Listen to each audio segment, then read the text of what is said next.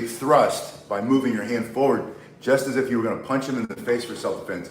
In the backhand or the front hand, it doesn't matter. It works on either position. It's a little bit stronger here in the backhand because you're turning through your shoulders and hips, which increases your striking force. So from this position, punching here, you can also punch and turn, striking him with the long side over the side of his head, on top of his head, into his neck for self-defense, into the hand. Maybe he's reaching to punch or grab or stab or hit you, and you can strike it and knock it out of the way. From this position, you can answer your phone, which brings the stick up between you and him. A lot of times you can catch him in the groin, between his legs, up under his chin, throws it in the front hand. You can simply thrust, pushing through, slide your hand down, bring the backhand forward like a chopping motion, punching the backhand forward, using again the long side of your walking stick against the side of his face, thrusting to finish him off if you had to. Now we're gonna go over those techniques and a few more, but first, once you get warmed up, you're gonna hold. The warm-up is for training, by the way. I know I shouldn't have to say this, but someone will always point out the obvious, which is that you're not gonna warm up. Someone's coming down the street, he's getting ready to stab you with a knife. You're not gonna start to do your warm-up spins. But we are when we train with your walking stick or your Jo. This is also known as the Japanese Jo. This one's 54 inches. Yours could be 48, could be 60, any length that works best for you. You can use a trekking pole, any kind of walking stick like a Brazos walking stick. Those are all great sticks. I put some links in the description and on the video to some of those things that you could use, including this stick. If you go in the description, you can find those and see what they cost and what they're made out of. You can make your own, save your money and invest your time. But you're gonna start with a stick in your hand, holding the middle of the stick. You're gonna turn it back and forth. And this is for training. I want you to train with it so you have more confidence. I want you to train with your walking stick so that you hit harder. When you're learning how to fight with a walking stick for self-defense, you need to have hard, powerful, quick strikes with good accuracy. You're gonna get that with just a little bit of training a day. This warm-up spin is a good starting point. You're then gonna turn, put it in the other hand, and twist this way. Hello, Matthew. Good Morgan says, Silly M22, going side to side.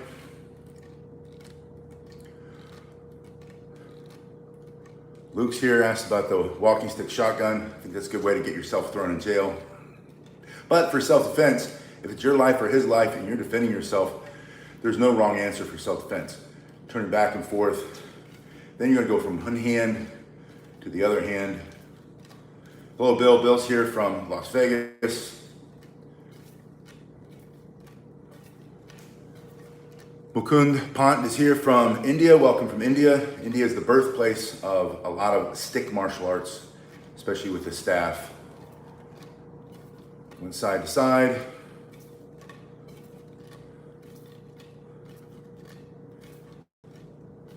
Once you've done that spin, then you're gonna hold it on the end. This is a spin that you use for the walking stick height, the 54, 48 inch, 60 inch, somewhere in that vicinity. So if your elbow's bent, you should be able to carry it like you would a walking stick, like a trekking pole, or like I said, one of those Brazos walking sticks. And from here, you're going to turn your wrist, and you're doing basically a figure eight or an infinity spin the same way you would with a longer staff, or you might, in the Indian style, silambam, where you're gonna hold here. Can't do it too much in here with the short roof, but it's the same turning sideways figure eight carving motion, but it's done from this position. And in this way, it becomes a strike. So he's coming in too fast, you're telling him your other hand's up, always back up, you're too close. You can quickly bring this up and over and back, hitting him across the face, hitting his hand out of the way. Maybe he's holding a bladed weapon, something like this. He's coming at you with it either to stab or to slash, and you want to keep him back. You have reach advantage. Your stick, your hiking stick, is very long. From here, you can strike, bring it back this way. You're gonna get there by practicing this warm-up spin, which is just that figure eight motion. Your other hand is always up. Keep it out of the way, don't let it dangle in the dirt. When you're ready, you're gonna put it into the other hand, the way you transfer on the Jo walking stick. or the self-defense walking stick, is you just put it in the other hand, your other foot's forward, and now you're fighting like Morgan from The Walking Dead. I don't know if you've ever seen that show, but in the earlier version, this character Morgan learns Aikido staff. Aikido staff is basically the Joe, the Aikido. Just turning side to side. And now you should be warmed up. Now, you're gonna start with it in the back hand first. This is your right hand, put your right foot back. From this position, I want you to do that turning, thrusting motion where he's coming too close. You step back up, and then you're gonna thrust this hard piece of hickory. This is a hickory staff from Cane Master. As you can see, it's the first link below what these cost. These are expensive. You don't have to get an expensive one. Any stick will do. Smashing the teeth down his throat, smash the nose into his face, into his eyes, into his throat, into his solar plexus. You can go low, you can go lower. From here, I want you to then turn, strike, turn, and practice that motion so that when you need it, it becomes natural. Your command is here, your hands back up, you're too close, strike, turn. Once you turn, throw it into your backhand, and then I want you to punch with that backhand coming forward.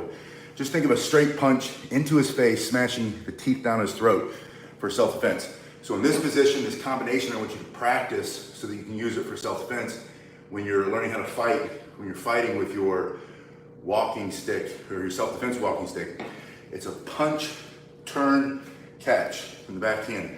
All your hand is doing is just palm down so that it comes up, and it's here. From this position, you're punching forward with a straight punch, which swings the long side of the stick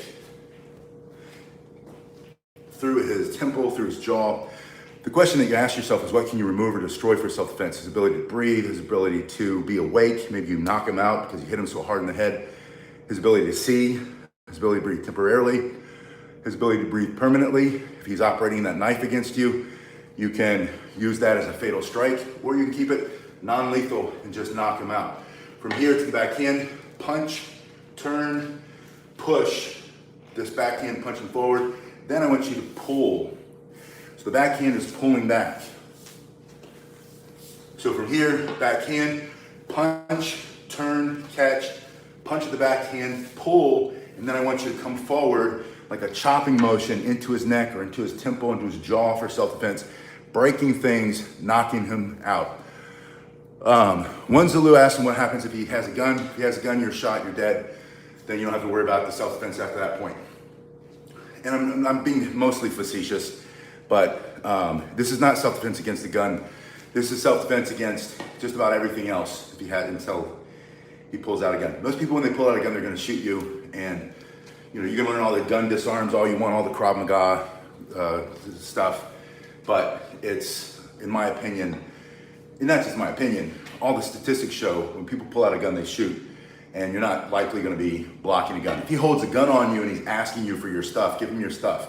Don't risk your life over your stuff. Give him your stuff, give him your wallet, give him your phone, give him your money, give him your watch, give him your necklace. All these young men walking around with gold all over their neck.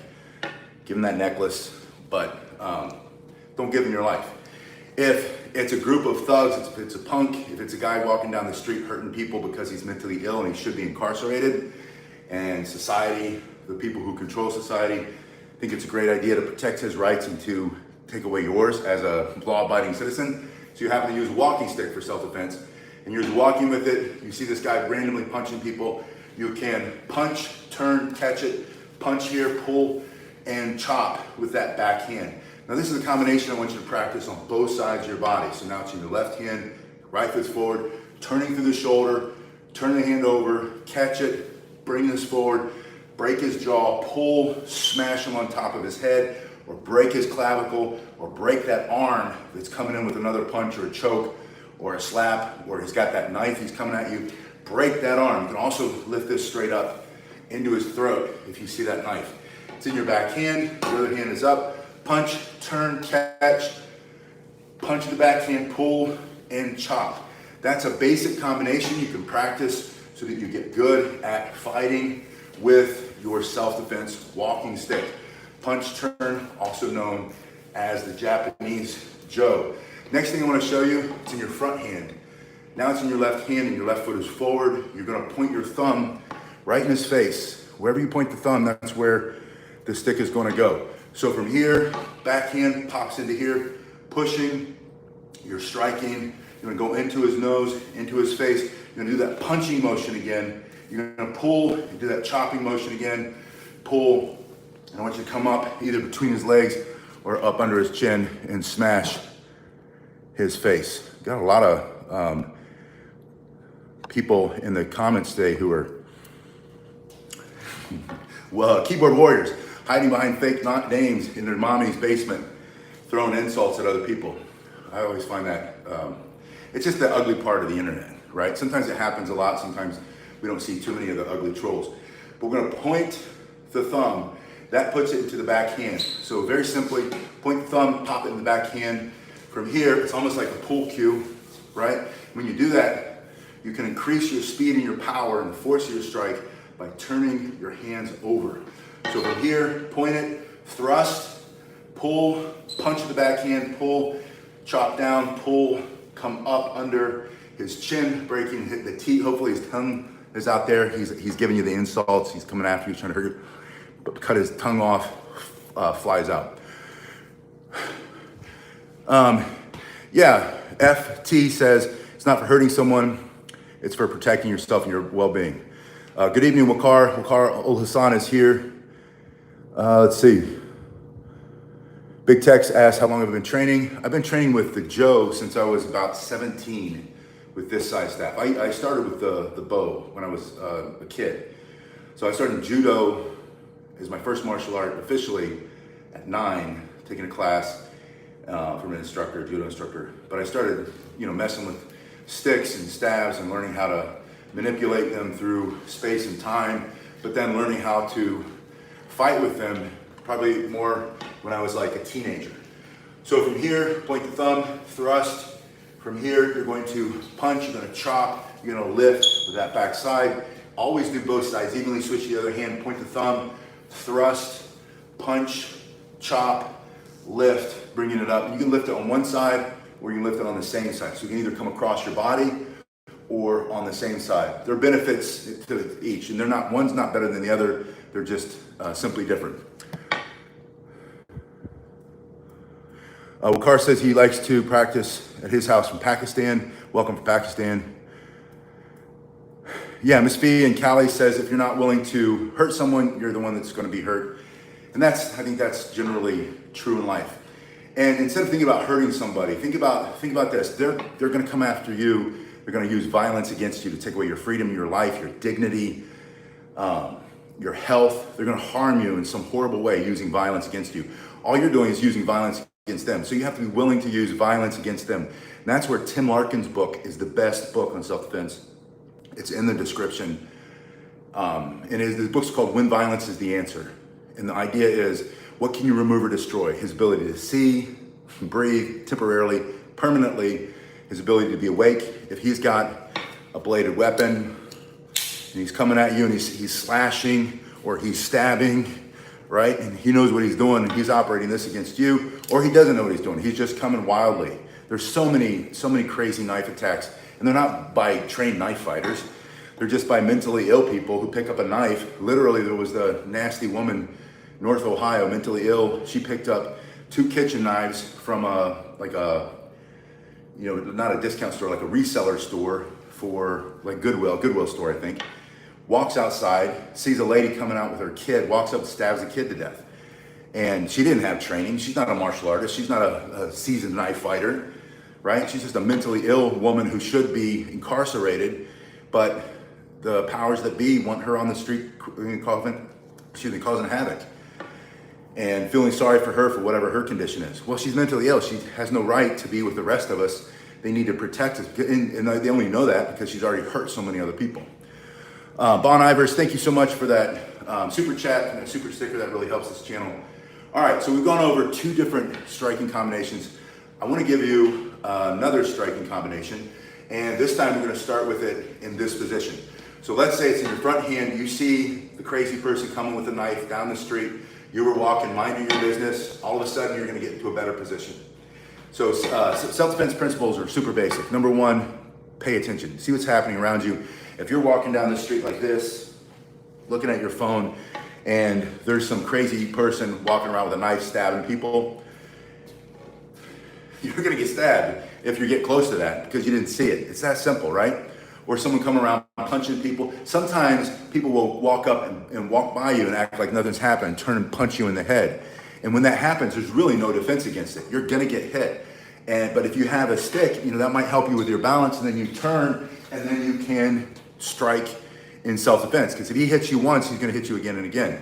There was that case of the guy up in Detroit a couple days ago, walked up, no reason at all, saw an 81-year-old German tourist visiting, looking at the sights, walked up, punched the guy, put him into a coma. He'll probably never regain consciousness because he hit his head so hard and he was 81 years old. Now, I'm not saying that if he had the stick, that would have made a difference, but if you get hit in the head and it kind of rings your bell a little bit, you can use your stick, you still have it in your hand, you can turn and you can strike and defend yourself. So there's no, it's like gun self-defense. If someone pulls out a gun with the intent to shoot you, you're probably gonna get shot. If someone pulls out a gun to threaten you, and we see this a lot too, the guy who pulls out a gun to threaten or a knife, they're not really willing to use it, they're just using it as a threat. And then some people sometimes instinctively fight back and then they don't get shot, but that's very rare. Usually if someone wants to shoot you, they're gonna shoot you. If someone wants to sucker punch you, catch you off guard, you can mitigate that by being more aware, paying more attention, keeping more distance, don't look at your phone. But when it does happen, there's nothing you can do about it. It's gonna happen. What happens is what comes next. What are you gonna do next after you do get hit? Son Galton says I look like John Cena. I don't speak fluent Mandarin. He played a Marine, I was a Marine, so maybe that's the connection. Let's see, Michael Long says, what are your thoughts on visceral self-defense? Safer to run or completely disable your opponent with a nut shot or eye gouge? Just depends, Michael. I mean, it depends on how close you've allowed him to get to you, or maybe he snuck up on you, or like I said, he's just walking by, you don't sense any threat, and then all of a sudden he's on top of you. But if he's right on top of you, there's no wrong answer in self-defense. The question you ask yourself, and again, this goes back to Tim Larkin's book, When Violence is the Answer, which is in the description. If you haven't read it, you have to read it, and he'll go over visceral self-defense. If you ask yourself, what can I remove or destroy? You realize you're in a fight. You can't run and get away. He's right there. He's on top of you. Maybe he's even choking you, holding you. Then you ask yourself, you have to take a little bit of a breath if you can. By the way, if his hands are around your neck, you can catch just by simply turning your head a little to the side. That'll open your windpipe enough. Get a breath in. Ask yourself, what can I remove or destroy? Maybe it is his eyes and you go for an eye gouge. Maybe it is his testicles. And so you slap in really hard, grab and pull, or with a hammer, smash, or with your thumb sticking up like this, smash it between his legs. He might block, he might not hit it. So you go for the head, then you come up here. His hands are here on your neck. You go through the center. Don't try to smash his hands down. Come straight through the center. And then the key to when violence is the answer, using violence against violence, is his throat. That cartilage is going to collapse under the same amount of pressure. Your throat is going to collapse. So if he's choking you, and you can get your hand through and simply turn your shoulders. Look how close, how much distance you get just by turning your shoulders. You're getting an extra 6 to 10 inches, right? Depending on how wide your shoulders are. And then you just push. And you don't need a lot of force. Your thumb, thread until you start to change it. Then he can't breathe. I don't care how big and powerful he is. He's going to back up. And if you do it fast enough, you can collapse that. And he's going to asphyxiate and die. He was trying to kill you, right? You're just defending yourself. So the things that you can do, Blast Radius says he stopped an assault with his walking stick last night in Manhattan. Sadly, I believe that's probably true. Clint's going to help by teaching it to his wife. All right, so it's in the front hand. I'm going to teach you this thing I want you to practice. I want you to practice all these things if you can. So you point the thumb. Now this is going to be a blocking motion. As he comes in to punch you or stab you or choke you or close that distance, you're just going to lift your back hand up over your head, right? This is a traditional martial arts block.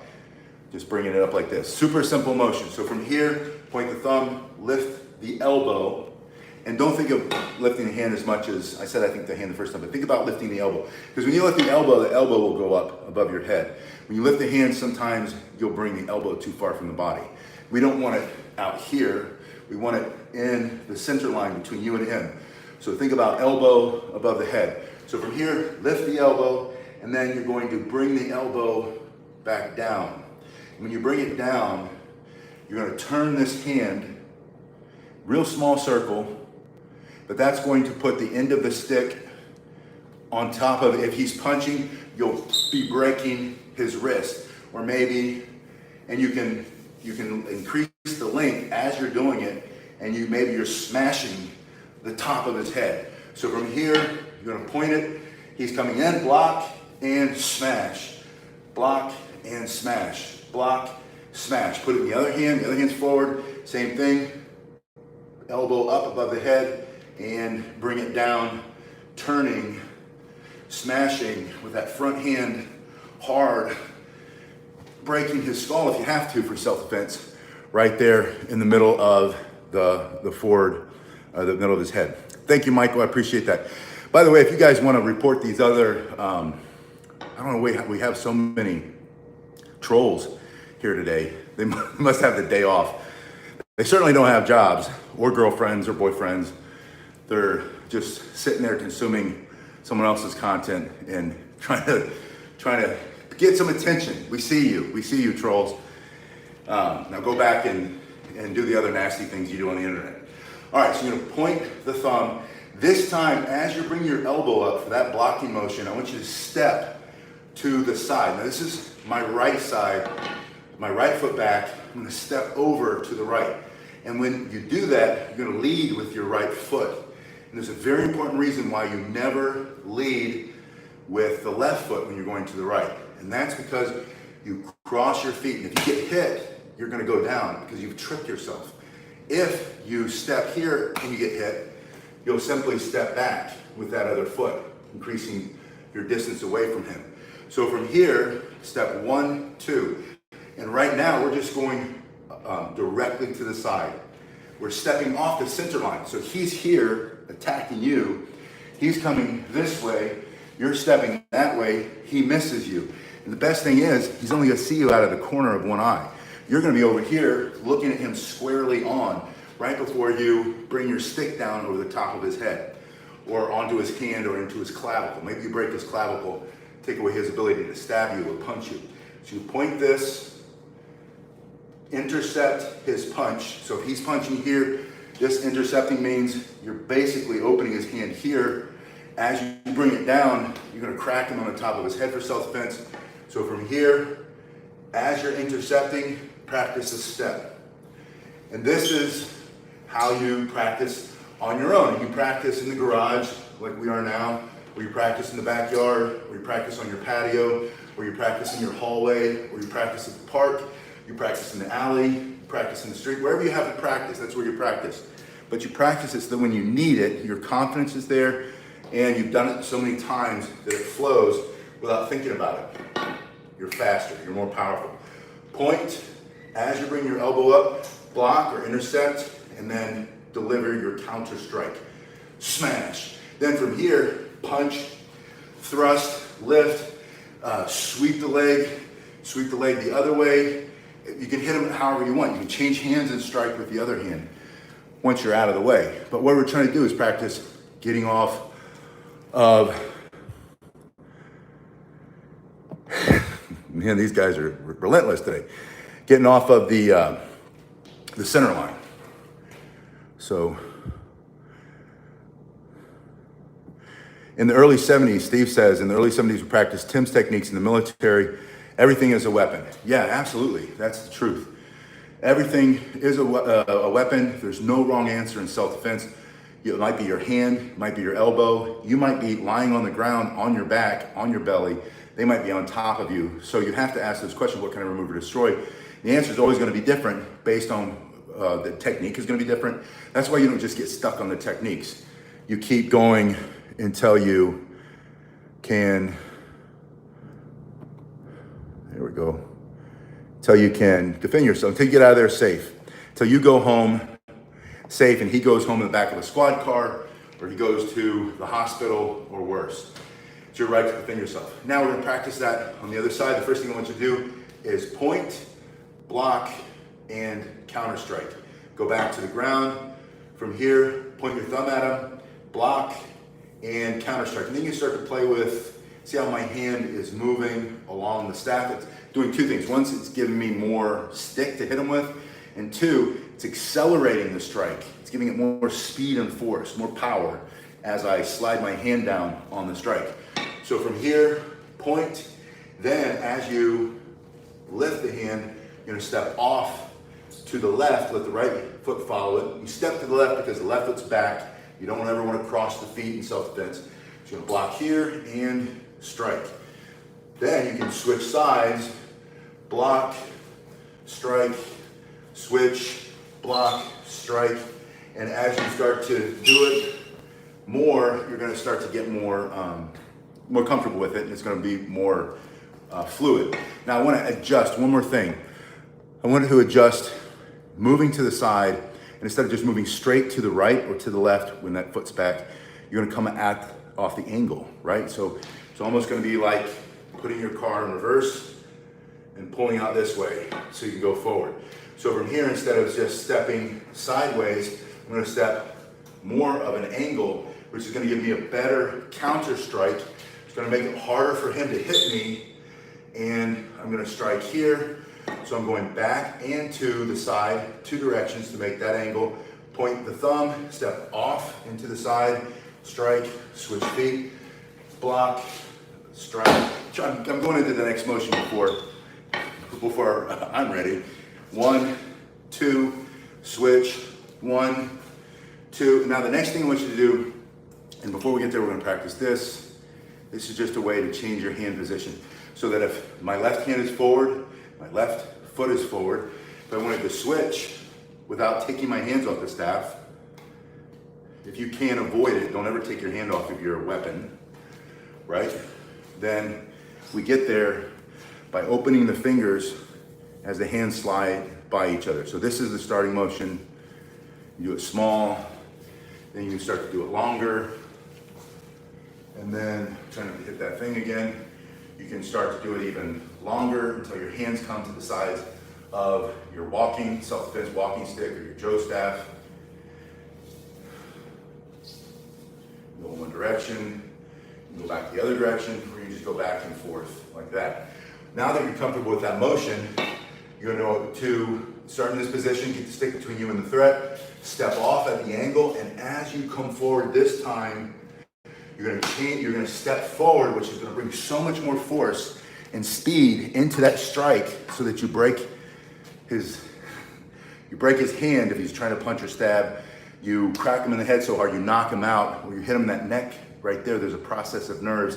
But if you hit it correctly, then the brain gets a message to dump the blood out of it. So the blood flushes from the brain, falls down unconscious. You knock him out, but the cops come and get him, let him go to the hospital. You go home safe.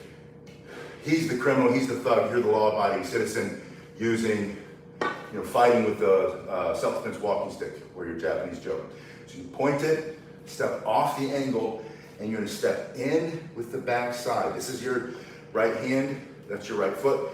Your right hand is going to come forward. Your left hand is gonna slide by it, coming back, so that you can then strike as hard as you can, coming down, turning your shoulders and hips with that step, creating maximum force. Then you reset by putting it in your front hand, which is now your right. Your left foot's back, you point the thumb, it pops it into the left hand, step off to the angle. As you come forward, change your hand with that strike. So from here, blocking and striking. From here, blocking and striking. And so you just practice that motion coming forward. This is another way to transfer the hands, by the way. Simply turning the hands, or my body's so sweaty here in the garage, it's like 120 degrees. So I'm trying not to lose my grip. But from here, you're coming forward simply by sliding the hands past one another. So blocking and striking. And here, blocking, sliding past, and striking. So that's what I want you to practice, those basic combinations. The last one is more complicated, but if you break it down and you do it again and again, you can work up to it. Genghis Khan Wei asked, is this karate? What we're doing right now comes from Joe, the Aikido or the Aikido style, Joe staff. Things we were doing earlier, they're more traditional Budo or Japanese Okinawan style. Paulo Silva says we need to be 7 times stronger than Bruce Lee in order to dodge a bullet. You're never going to dodge a bullet, so I wouldn't even try. Bruce Lee could never do it. No one could ever do that. Let's see if there are any other good techniques or good questions. Yeah, FT says it's karate nor striking. It's a long story. It's the same techniques, right? So it's open hand techniques. What a lot of people don't realize is like a lot of the karate moves, Aikido moves, Hapkido, if you've heard that term, which basically means jujitsu. It's old school Budo, which just means martial arts. Mudo is Korean term, Budo is Japanese term. I'm not sure what maybe Kung Fu is the Chinese term. But they're just martial arts. What does it mean, martial arts? And warriors, right? People who made their living either conscripted and they had to, or working for somebody with swords and spears and clubs and all versions of those things. They learned how to fight with those things first. It's natural. And then the karate styles came out of the jujitsus, the jujitsu stuff came out of the weapon styles and were based on, if your sword breaks, and like a sword technique, you might slice, block, parry, slice. So then a lot of the techniques were blocking and then striking with an open hand. So it's a lot of the same techniques. A lot of the stances, like the horse riding stance literally was practicing riding on a horse. Not everybody had a horse, but you had to have strong enough legs so you could practice that. And fighting on the back of a horse. And usually you would be fighting with your sword or your spear or your staff on the back of a horse, your sticks. Then it breaks, and then you have to use your hands, right? And so they're interrelated in that way. Yeah, Girish says age is just a number. It's true. You don't have to be any age to start. You can be as young as you want. You can be as old as you want. There was another story, a man it was Dallas, I think he was in his 60s. And he pulled into a parking lot. There was a young lady coming out of a check cashing place. The only money she had. Some punk tries to steal it from her. He knows it's wrong because he's a man. He jumps out of the truck because he's a man. He does what a man does, and he walks over and he confronts the guy. Don't take this woman's money. It's not your money. It's wrong. You don't have to be a Christian you don't have to read the Bible or the Quran or any religious text to know that stealing is wrong. It's not yours. Don't take it. So he confronts. The guy turns and starts to attack him, or has a gun pointed at him. There's a story of a guy who probably didn't have bullets in the gun or didn't want to shoot the guy or whatever. Anyway, the old man just beats the snot out of this punk who steals his truck. They catch him, a little bit later. The guy gets his truck back finally. And he takes a beating in the process. But he fights back, which is what men do. And the point is that they're older. We had another story, an 81-year-old man in Georgia in the United States a few weeks ago. He's in the grocery store looking at mangoes or something. And he walks by some, I won't call him a man, a human being, who has some mental issues probably. And the guy's he said he saw a can of soda in his hand.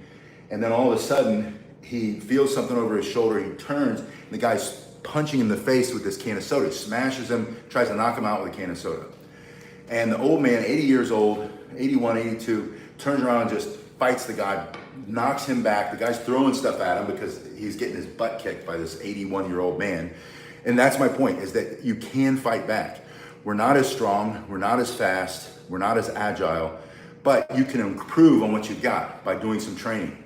I don't care if it's punching a bag, if it's practicing with sticks, but you can do something, you get a little stronger, a little stronger, a little stronger.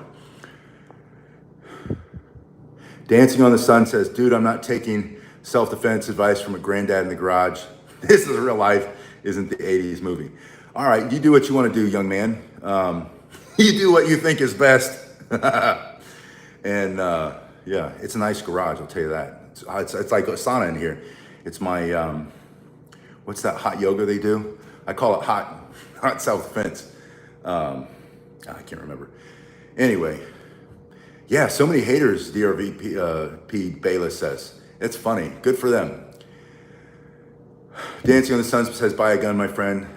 Young man, if that's what you are, a young lady. I have many, I carry one professionally, I carry one all the time. But I think that you should also know how to defend yourself, especially if you are gonna carry a gun for self-defense. I pray that you learn how to use it for one. Two, you learn how to keep someone else from taking it away from you, which you probably have no idea how to do. And three, learn how to fight without it, so you don't have to use it. A gun's not the right response in 90% of self-defense situations. Okay, so Dancing on the Sun admits she's a young lady. So I'm not trying to pick on anybody. And anyway, Genghis Conway says, what style is this? It's a version or a blend of styles. I've been doing martial arts since I was 9, had martial arts schools for a long time. I don't have one right now because I had my hip replaced. I'm getting ready to have this hip replaced. Once I'm done with that, I'll probably get back into a studio so that we can make them in a pretty place. But I wanted to keep training with you because we've been training for so long together on this channel. And so I thought the garage is better than nothing. I tried it in the backyard, but it's too windy. And I think you get distracted from the alligators in the pond. So anyway.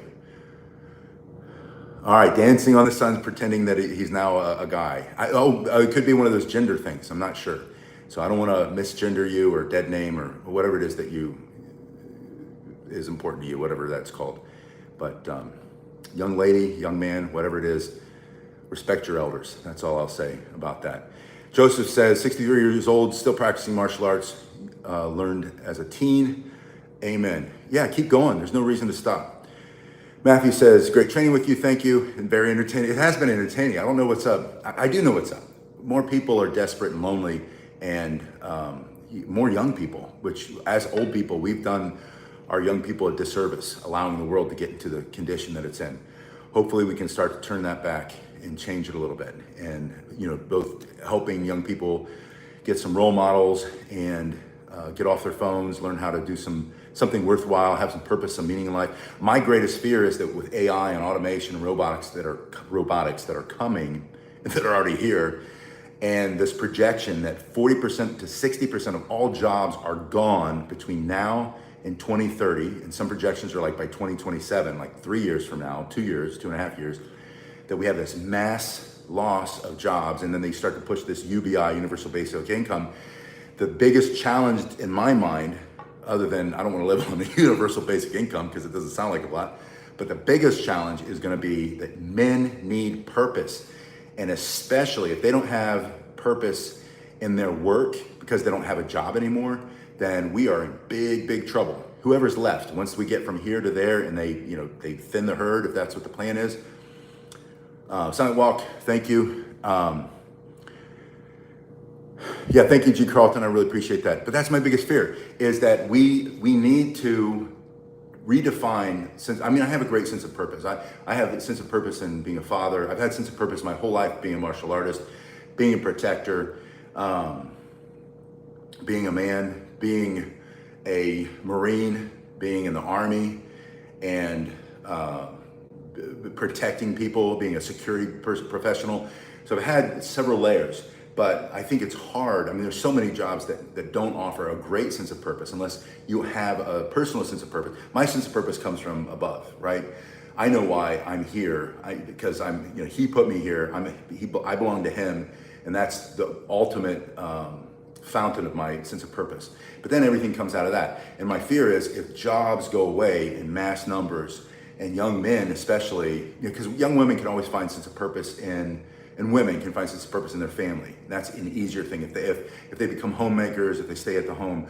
But men who are just addicted to the wrong images on the internet, which is a vast number of people, and men who are just playing Call of Duty all day, all night, all day, all night, and all the other horrific games, then, when men get sad and depressed, they hurt other people. When women get sad and depressed, they hurt themselves.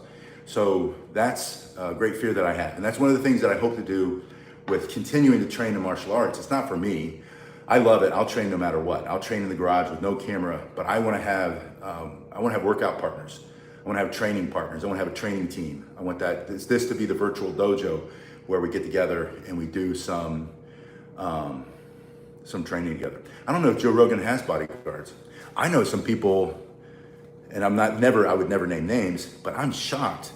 And you would be shocked too. If I told you some of the people that I know who are some of the most famous, wealthiest people who have no bodyguards, in a day like now, it's shocking. So I don't know if he does. This Joe staff, Coven the Great, comes from Cane Masters. It's a Cane Masters oak, or not oak, this one's hickory, so it's much harder. This is personalized to me. It has these hand grips. These also will rip skin a little bit. But this will, this is in the first link. If you go to the first link in the description below, you'll see this one. If you go to the next link that says martial arts stuff, martial arts store, then you'll find less expensive ones, or make your own. Get a broomstick. This one's 54 inches. The way we measure Joe staff usually is to your armpit. But the other way to measure it is if your elbow is bent, so like a hiking pole, walking stick, then you should have some coming out of the thumb side. And I know you can go to Etsy and you can have, spend a lot more money and get a real fancy one. But if you want a really quality, and if you have a little bit more money to spend, check out that first link, because that's gonna have a lot of stuff.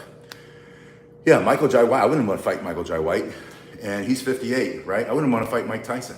Mike Tyson's probably gonna be punching people and things until he's left the mortal plane. He's a natural fighter, and man, he's got so much power. But you see 60, 70, 80-year-old boxing coaches too. Like, there are a lot of boxing gyms around here. You can go in there and see a guy in his 70s teaching young kids how to hit the bag, and he'll demonstrate.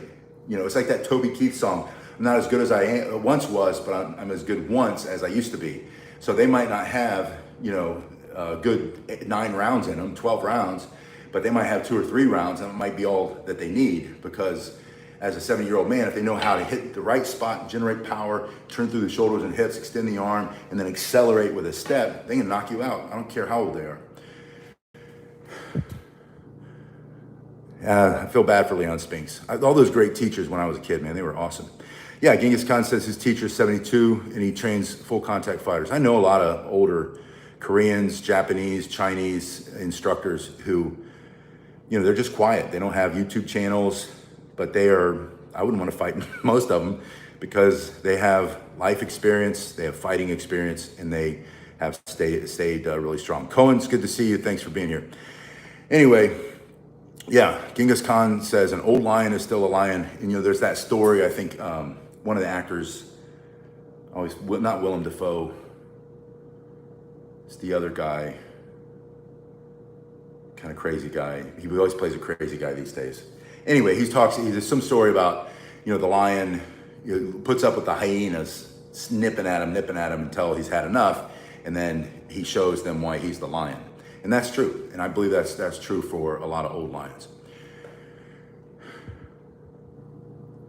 Yeah, Ed O'Neill from Married with Children practices jiu-jitsu. Yeah, a lot of guys get into jiu-jitsu later in life, and jiu-jitsu is an amazing, Brazilian jiu-jitsu, amazing martial art to learn, fighting one-on-one especially, and how to defend yourself, and how to take care. It could be multiple people. You just don't want to be grappling on the ground while someone else is trying to kick you in the head. But you could take out 2 or 3 people, and knowing how to armbar or choke somebody out could be extremely effective. And I think there was a guy from the States flew into somewhere was it Europe or Australia? I think it was Australia recently, and he was at a store or something, or maybe a coffee shop, and hey Marco, yeah, I do remember you from Asian Arts Center in Kettering. It's great to see you. It's great to hear from you, man. Welcome. Yeah, Christopher Walken. Christopher Walken was the actor I was thinking about a minute ago. With that and you can find that clip on here. I don't even know what movie that's from, but it was a great clip. But Marco, great to see you. And anyway, so this American BJJ, Brazilian Jiu-Jitsu MMA guy, he's over and lands at the airport, goes gets himself a coffee or something, and he says this guy's following him, and he notices him following him, and as soon as he comes around the corner or something, the guy threatens him and tries to rob him. And you picked on the wrong dude, man. And he had him all, he's sitting on his chest by the time it was over, and he had choked him out, and the guy had come to, and he's just sitting there, and the guy on his back is just mouthing at him, you know, I'm gonna kick your butt when I get up. And he's like, okay. And he's telling the other people, he's like, you all watched this. None of you tried to help me. All of you just videotaped it. So make sure when the cops get here, you explain to them what happened, that this guy was the bad guy and that I'm just trying to protect myself. And, you know, so then that's the reality of now is that with martial arts, with self-defense, you have skills to protect yourself. You don't necessarily have to wait for a response from somebody else. It might be too late. By the time they get there, you know, Marco can tell you in Dayton, Ohio, a few years ago, it was when before I moved down here to Florida, I got back to Ohio, and there was some punk kid went to the trunk of his car after dropping off his sister and her friend, came back out in kind of an entertainment district downtown. Dayton's about this big. It's right next to Springfield, Ohio, with that other story that's happening right now. But the kid comes around and shoots, I think like 20 some people in 37 seconds. Dayton police were there. 37 seconds they engaged and killed this guy. But in 37 seconds, he took, I think it was like 11 to 13, maybe 17 lives. He took a large number of people.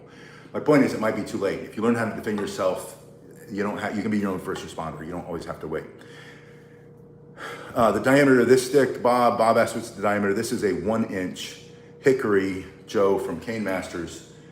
So the Cane Masters make self-defense canes, but they also make, they make a lot of the things that I like to train with. Walking sticks is one of them. So they make a Joe, and they also make the bow. Yeah, Genghis Khan says, your belt is a great weapon, not many people think about. I made a video here on the belt, and I said I didn't care for it, but I was using the wrong belt, to Genghis Khan's point. I have a new belt, one of my concealed carry belts from my other job, and that thing, if I hit you with that, you're gonna feel it. So I'm gonna make a new video soon. It's a 5'11" belt. It's a great belt. I highly recommend it. But it has, it's reinforced on the inside, so it's heavy. It has a big, thick belt buckle. So you can use that, and we'll talk about how to fight with flexible weapons going forward. All right, Silent Walk says, appreciate all your training techniques. I appreciate you guys being here. Thanks again for that super chat, and I'll see you guys